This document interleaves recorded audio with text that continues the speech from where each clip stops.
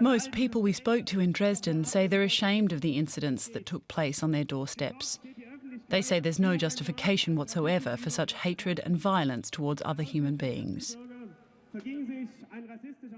Well, let's get some analysis now. Our political correspondent Simon Young is here with us this morning. Simon, thanks for coming in. Now, German politicians have condemned these acts of arson and intimidation, but what explanation are they offering for these attacks? Are they saying that they are just spontaneous outpourings of anti-foreigner sentiment, or is this actually something that's politically motivated and organized?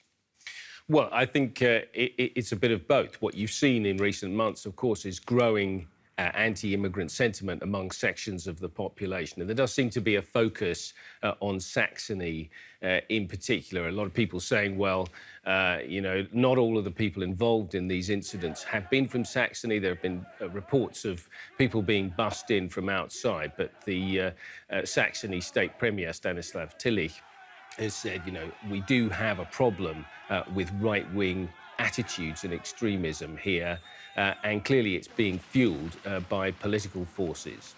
Why Saxony? Why is Saxony such a hotbed of apparent anti-immigrant sentiment?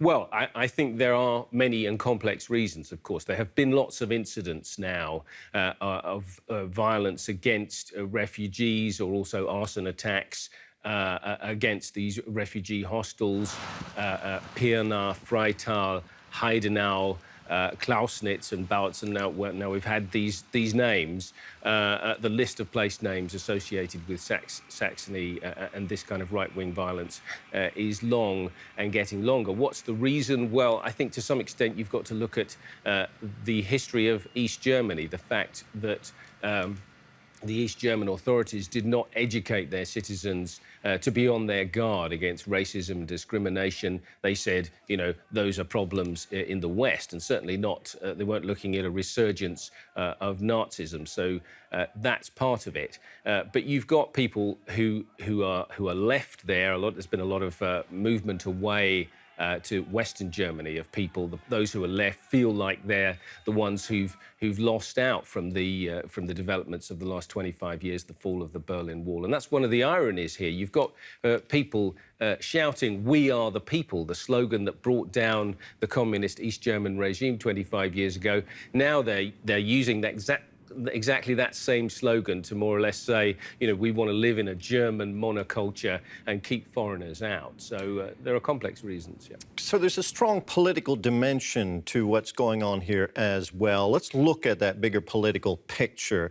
To what degree is this feeding into the political debate in Germany about Chancellor Merkel's open arms approach to dealing with the refugee crisis? Do we see support for her policies fading, and how could this affect upcoming elections?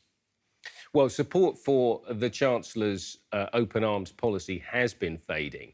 You've now got over 60% of Germans, according to polls, who say that they don't believe that the government's getting on top of the refugee situation, and that's up massively even from the end of last year. How's it affecting polls and votes? Well, we've got 3 regional elections coming up in just about 3 weeks' time. And they're important. What we're seeing in each of those states is the right-wing AfD, which has got a pretty clear anti-immigrant platform. They are doing very well in all those states. They're likely to get into all those regional parliaments, adding to the 5 regional parliaments they're already represented in. They're a challenge for Chancellor Merkel. They've got about 12% support nationwide as well. So they could even get into the Bundestag at an upcoming general election, and they will continue to criticise Chancellor Merkel and her refugee policy. Simon, thank you so much for that analysis.